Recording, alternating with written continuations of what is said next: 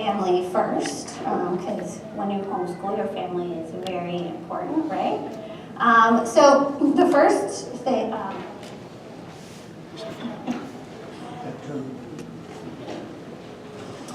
my family is here with me today. Danny is my fiance, and we run Learning with Fun together. So we work side by side every day, doing lots of different things, but also running our house. We have 4 beautiful children. 3 of them are with us today, and then our oldest just signed up for the Air Force, so she's flying and getting ready for that next week, so she can't be here today. Also in the audience is my mom. And my mom retired yesterday, and it was very exciting that she can be around more. And it's also her birthday today, but it's really nice for her to be here because she's one of my biggest fans. So thanks for being here, Mom. So you guys are here to talk about executive functioning.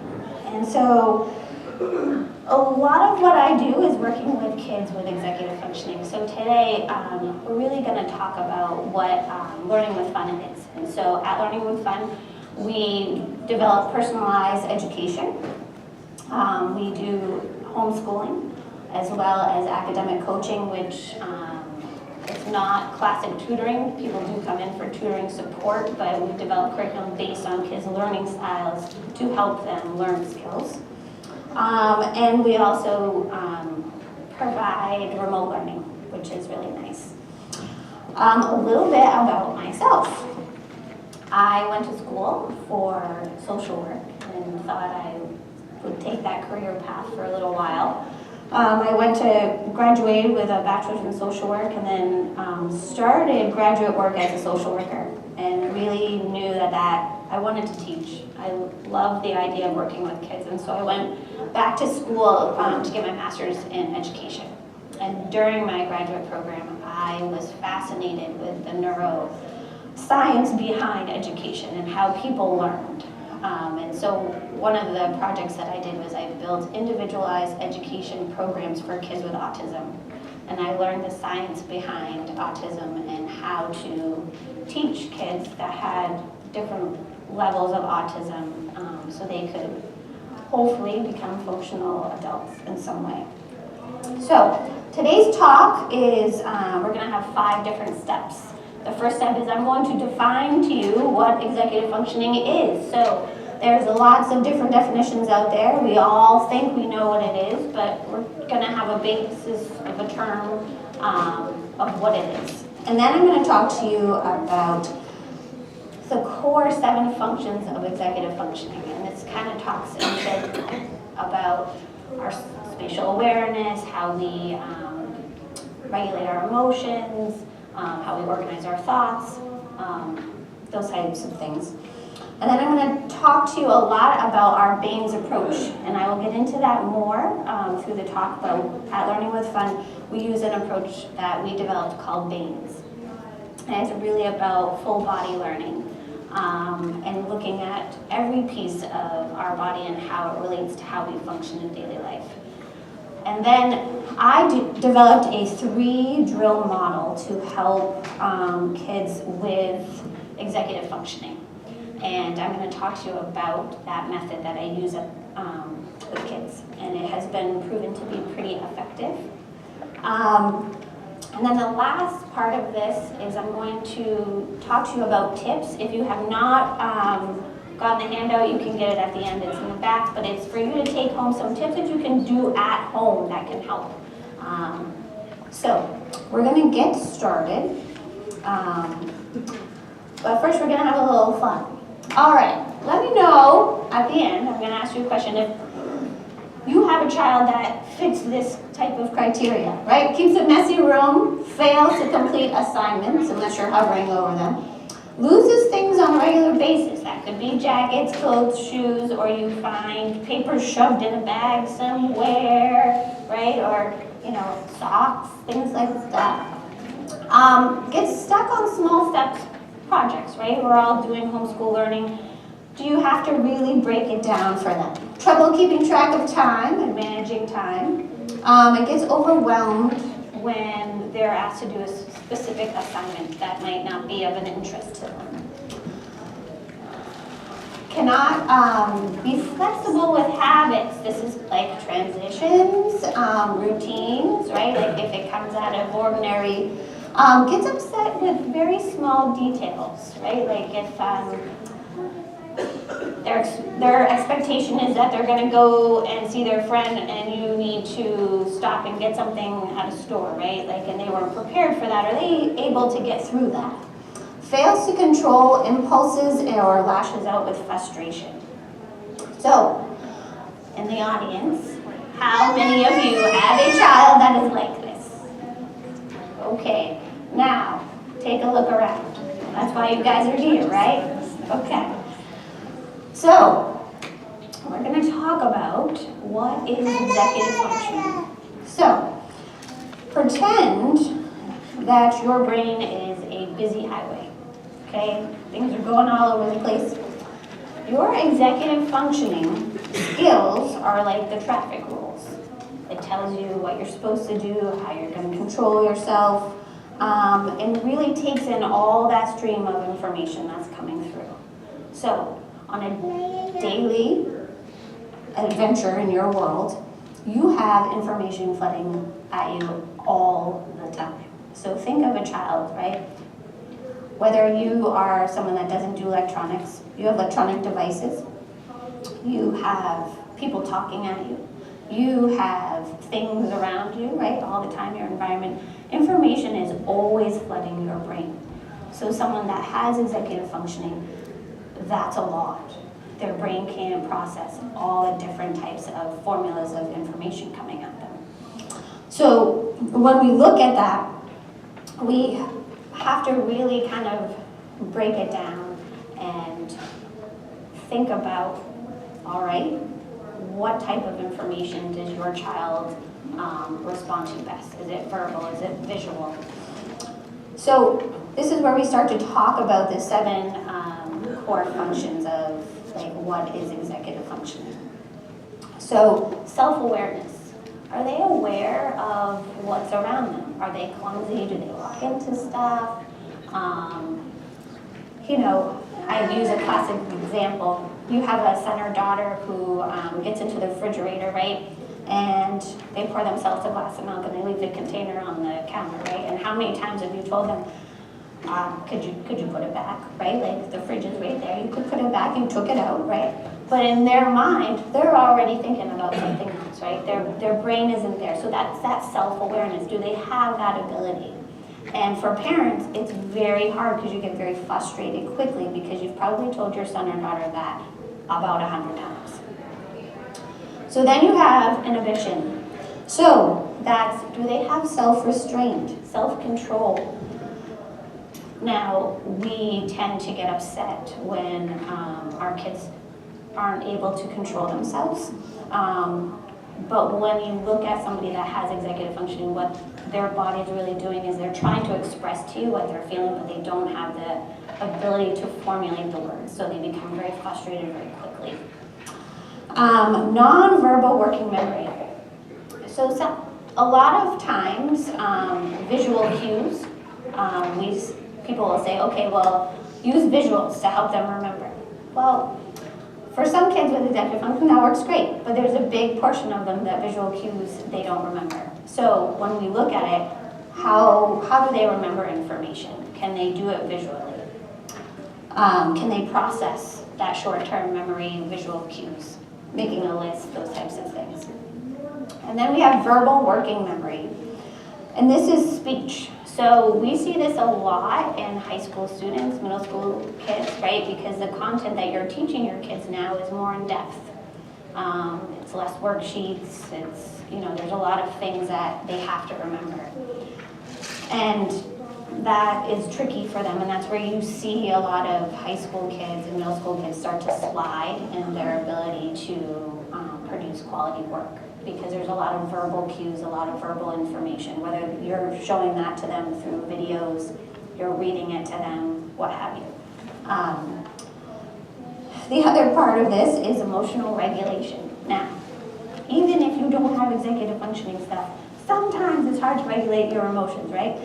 You might get frustrated, right? Or it's just a really bad day. A lot of kids that struggle with executive functioning, they have a hard time controlling their emotions, and a lot of times you'll see it through anxiety.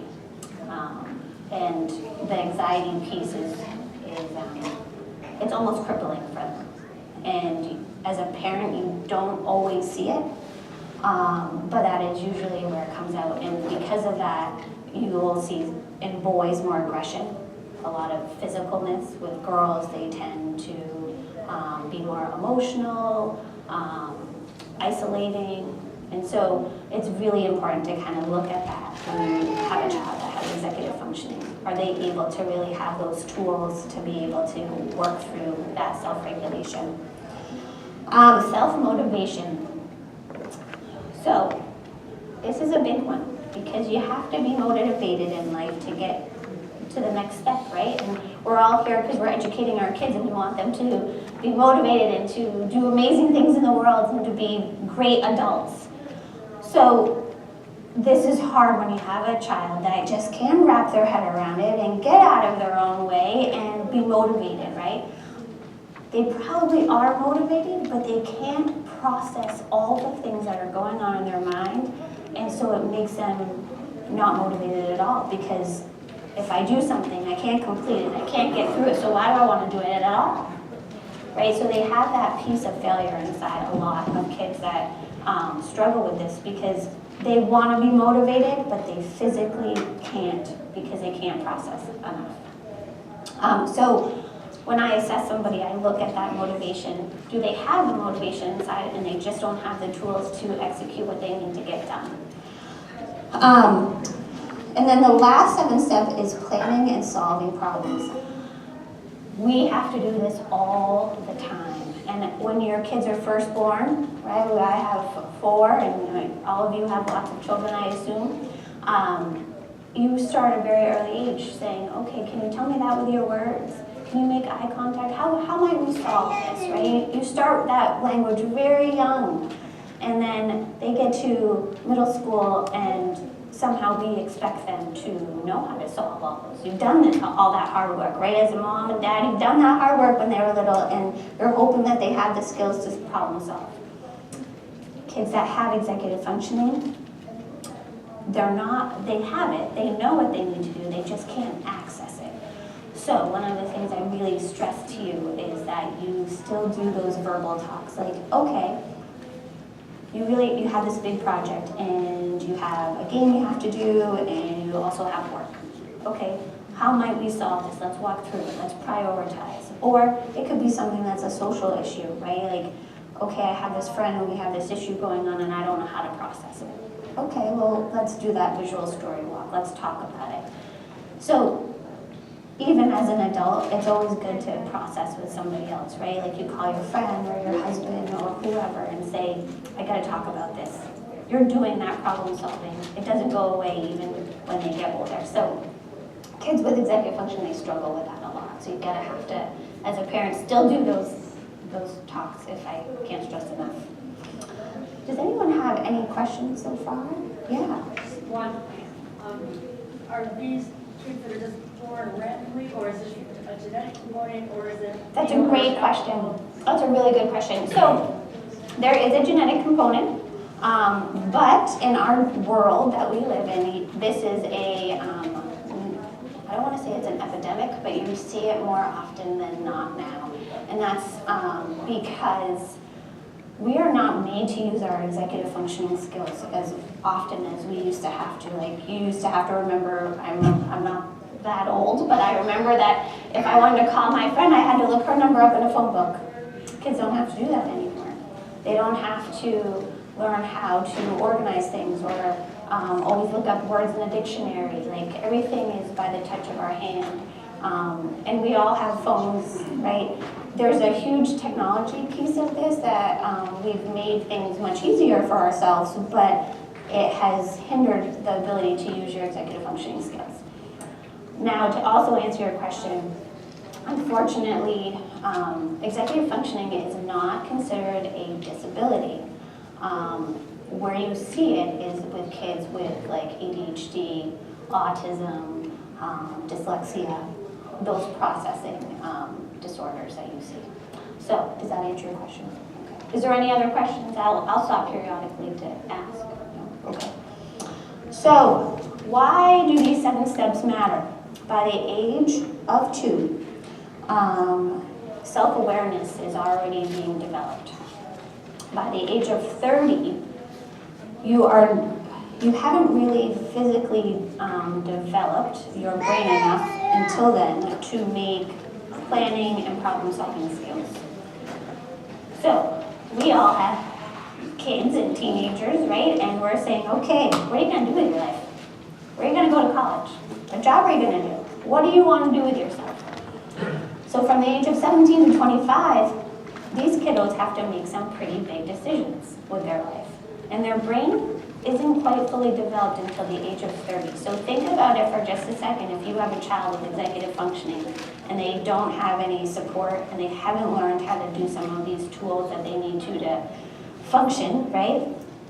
How are they going to make these big life decisions? And I probably think there's a few of you out there right now that are here for a reason, because you might have a teenager and you're like, oh my God, they're going off to college and I can't be there to remind them to pack their backpack or to remember their cell phone charger, or you're going to need money to get on that bus or something along those lines, right? Like you can't go to college with your son or daughter, right? You can't help them hold down a job in order to pay their bills. That's not your job anymore. And so at the age of 30, these skills are really not fully developed until then, but you can help them with tools in order to make sure that they can do what they need to do as an adult. So that's why these steps are very important. Am I moving too fast for you guys? Okay. So, I'm a science guru. I love science, and I could spend hours talking to you about the neuroscience behind executive functioning. But I really don't want anybody to fall asleep in here. I would rather you not leave, so I'm only going to spend a little bit of time on this. If, for any reason, you are interested in any of the science behind this, please come see me, email me, call me. I'd be more than happy to tell you about it, okay? So, frontal lobe is the #1 area where you regulate your emotions, you do your processing skills, you also have your short-term and long-term memory in this place. Abstract thinking, so it's also where you have the attention, motivation, managing your body movements. How many of you have kiddos where you're teaching them and they have that loosey-goosey body and you're like, okay, you look like a wet noodle now. You probably are not listening to me, right? I have a lot of those in my classrooms. So this is where it all starts. And teenagers specifically, can you guys hear me okay back there? Specifically have all those hormones that flood through their body, and their abstract thinking is already hindered. So add on executive functioning. It's pretty hard for them to function. They do some very impulsive decision making. And you'll sit there after and be like, so you knew that this was wrong, but you did it anyways? Yeah. Well, why? I have no idea. And you're like, okay, well, can we talk about this? Yep. And they literally cannot tell you why they did it. And as a parent, you're sitting there and be like, are you kidding me right now, right? Like, we've talked about this a million times, but you did it anyways. Yep, I did. And it's because in the moment they have no impulse control. They literally don't. They're functioning as like a 2-year-old at that moment in a 17 or younger body, right? Like it happens starting as the age of 10. All right. So when you're looking at some of this, you really want to think about, how do I help them make good judgments, right? You can talk for hours about good judgments, but keep in mind, you still have that impulse problem. Meeting goals, completing tasks, and working memory. This is a very big piece of what executive functioning is. And so there's a lot of science behind it of how the neurons connect to each other. And it's pretty fascinating. A long time ago, there was a study out there that for people that struggled with this or had autism or processing delays, they would actually remove your frontal lobe because that way the behavior stopped. Over time, science decided that that was pretty inhumane. Good thing, right? So when you remove your frontal lobe, all of your behaviors, your emotions, your regulation, you're pretty much just a walking zombie. So think about how that very big front piece right here controls a very big part of your day. So I won't bore you on any more of the science. We've talked about, I think during the question and answer, I told you that executive functioning disorder is often present in students with disabilities such as ADHD, dyslexia, and autism because it affects that part of the brain. So there is a good side to some of this stuff, okay? If you're here because your son or daughter has executive functioning, they think outside the box.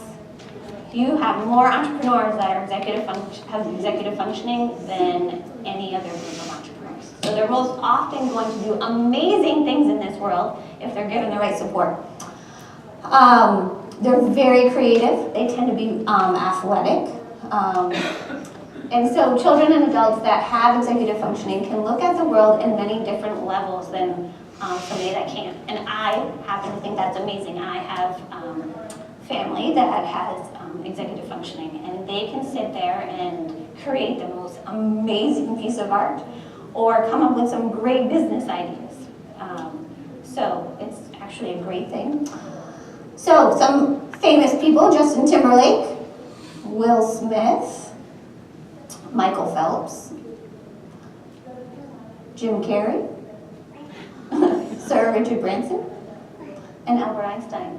They all had executive functioning, and they all have to work at it.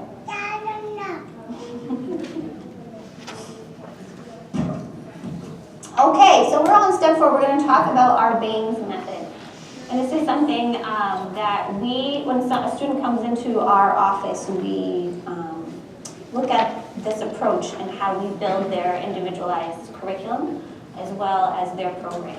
If they're coming for executive functioning support, or if they're coming for homeschooling or academic coaching. That's what we do. So, at Learning with Fun, we build individual curriculum, like I said. We pull all the pieces together for personalized learning. So, we're going to start off with the letter B, and B is behavior. So, when I look at behavior, it's not just how your child acts at home, but how does his behavior affect their daily life? What do they do? Are they impulsive and they can't sit still long enough to take in information? A whole spew of different ways. How does your child interact with others? Do you try to go to those co-ops and it just doesn't work because he or she has a hard time interacting with other friends? Building those relationships. Do they have anxiety to the point where they can't really learn in a different environment? So behavior changes are long lasting. And that's the thing with executive functioning. You have to teach them behavioral changes, not just skills. Because if you just teach skills, those behaviors never change. And behavior is what makes a difference. You really have to make those behavioral changes so they're lifelong and they're lasting. And that the behavior automatically comes natural to them after you spend some good time working at that. So we do look at behavior. That's what B stands for. Aspirations is A. What are the students' goals and dreams? I love it when a student comes in. I had one recently. She struggles in school in multiple areas, but she was always told that she wasn't going to do anything in life because she just couldn't get through school. But she always wanted to work with animals.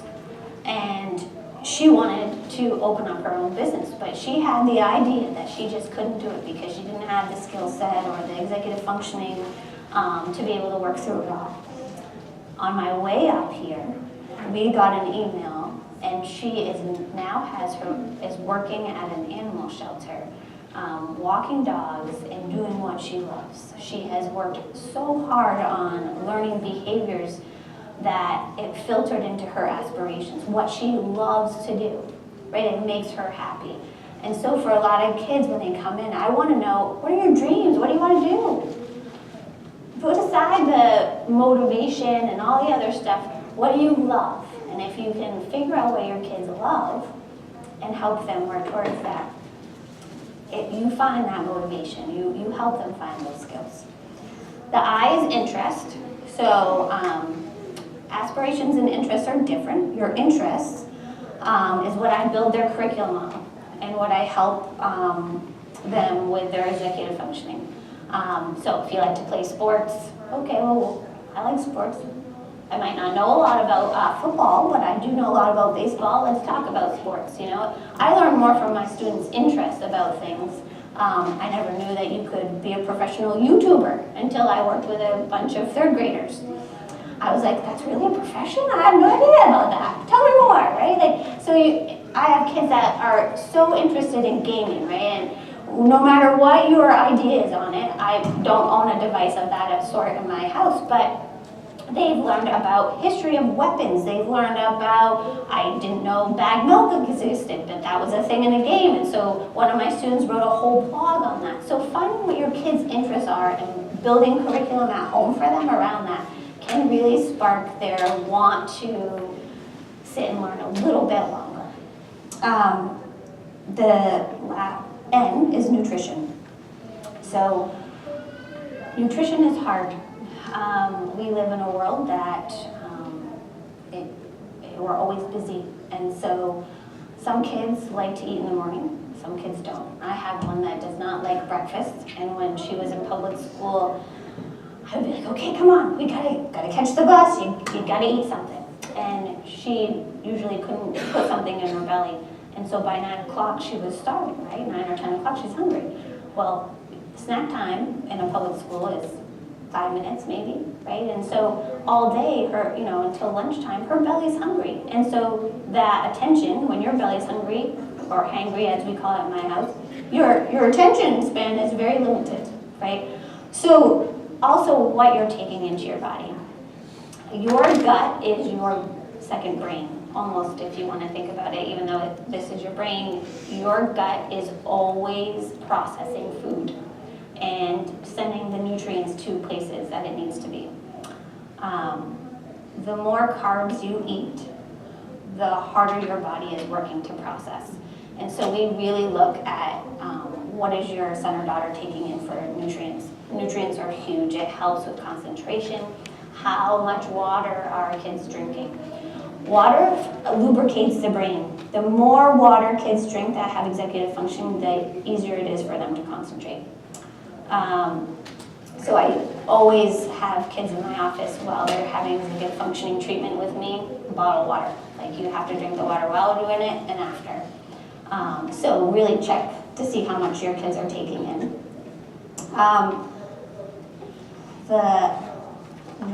One of my favorites, exercise. So when you're homeschooling, how much time does your child sit inside and work? Exercise is very important, and now I don't mean that they get up and walk around the room for a little bit. Like, they need to have some heavy breathing, get their bodies moving. Exercise increases endorphins, and it also helps produce a chemical in their body that helps with concentration. So I really strongly urge all of you to get outside now that it's spring, and maybe develop a walking program or something with your son or daughter. We ski. Our family are skiers, and so we ski in the wintertime. But each one of our kids has a different sport that they like to do. But if your son or daughter are not really into that, because not everyone is, do some family things. Go for a hike, go outside, but make sure that they get enough exercise every day. It's important. Sleep. So kids with executive functioning, their brains never shut off. never. And so you might think that your child is going to bed and getting 10.5 hours sleep. No, they might physically be in that bed, but they're definitely not sleeping that long. Their brains have a very hard time shutting off. And so our brains regenerate and take in and remember all the information we took in all day.